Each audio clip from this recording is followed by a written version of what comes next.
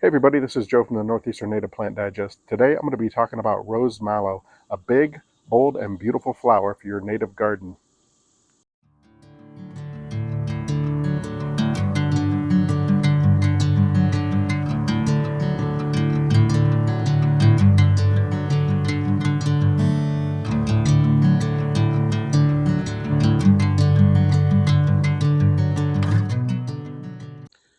Hey everybody, welcome back to my channel. Hope you had a fantastic week and are having a good weekend.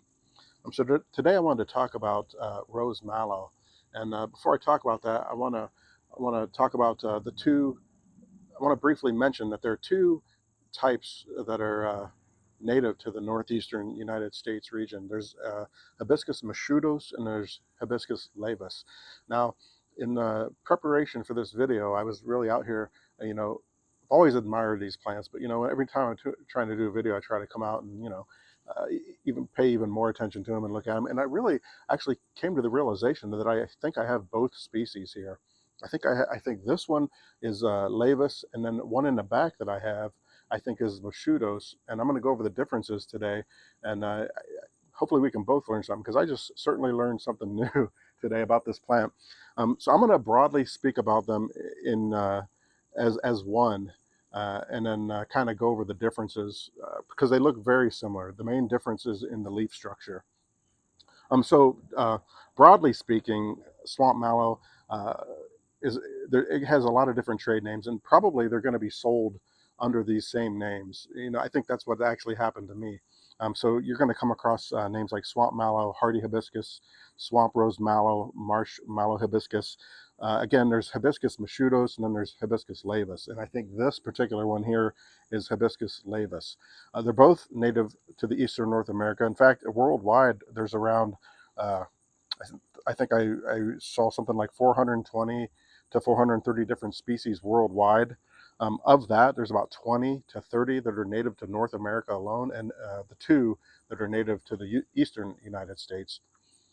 So they both kind of grow in similar situations. So I'm going to really kind of talk about moscheutos overall. They both like wet soil. The swamp mallow kind of gives it away. They like to grow in marshlands, wetland margins, ditches. That's typically where you're going to find them. They can grow in heavy clay or average garden soil. So they're not that finicky about soil types. If you put them in an area that tends to dry out, you would want to give them some supplemental waterings. They would definitely appreciate that. They can take full sun, again, with additional moisture if that's needed. In full sun, they're going to typically have more flowering too. So mine both kind of grow in morning shade and then get afternoon sun. You can see though, these flowers are huge. These are like 8 inches across. And we did get some rain last night and they're kind of drooping. Another interesting fact about these plants is that they close up at night. So they are kind of photosensitive. So they do close at night. Even on really, really overcast days, they might be closed.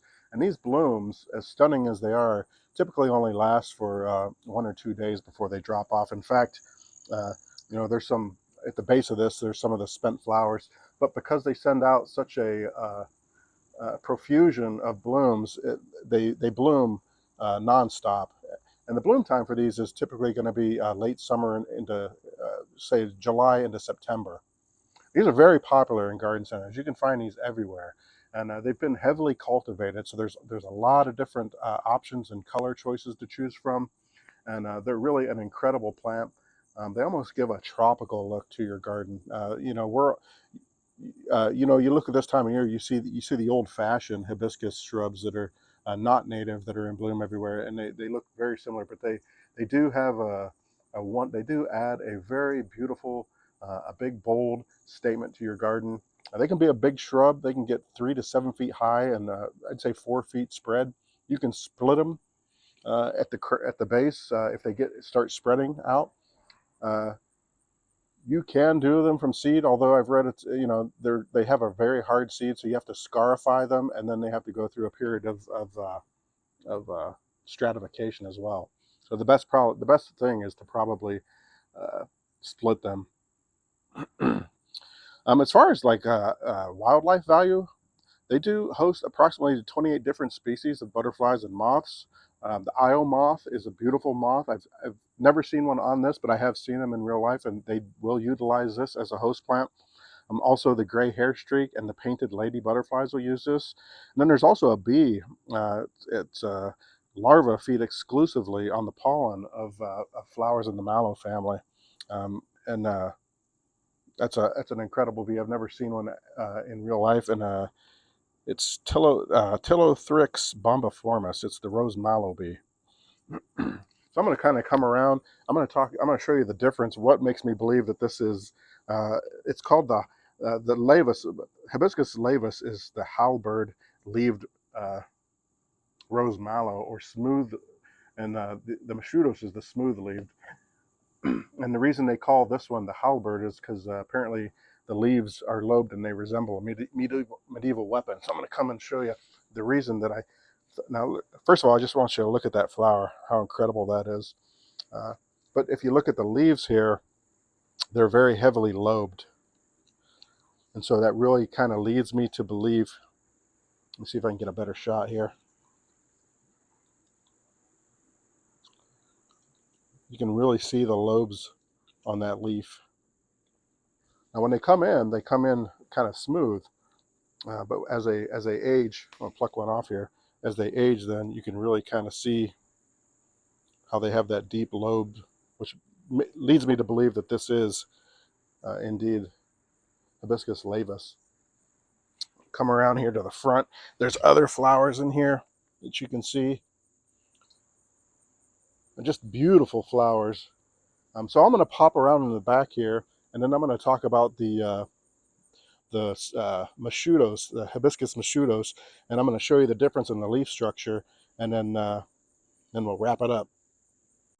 Okay, so here I'm back at the one that I believe is the true Hibiscus moscheutos, and actually the leaves are a lot smaller. As I notice this, fairly same color, but a lot smaller, and the leaves are all oval. There's not a single lobed leaf on this shrub. Now this shrub is actually pretty big. It's I'd say it's about 4 feet tall and maybe 3 feet wide. This is another wet area of my yard, so it really does great in here. Now you can see there are pollinators pollinating these flowers, so it does attract a nice variety of pollinators. So you can see these ones. This is either a spent flower. These flowers are going to die off and drop like these ones. This is where the seeds are going to be. See if I can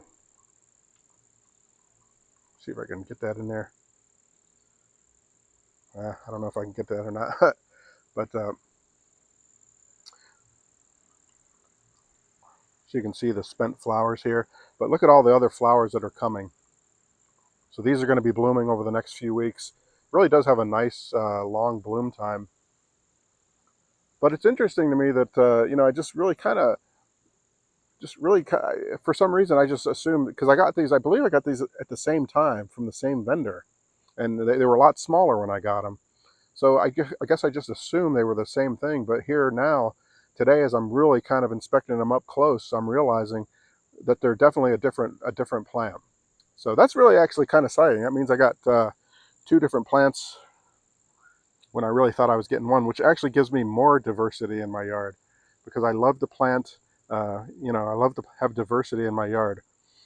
There's a little beetle on here too. You can see that. So this is a great plant to add to your garden. If you want a big, showy flower, this is probably going to look best in the back of your border.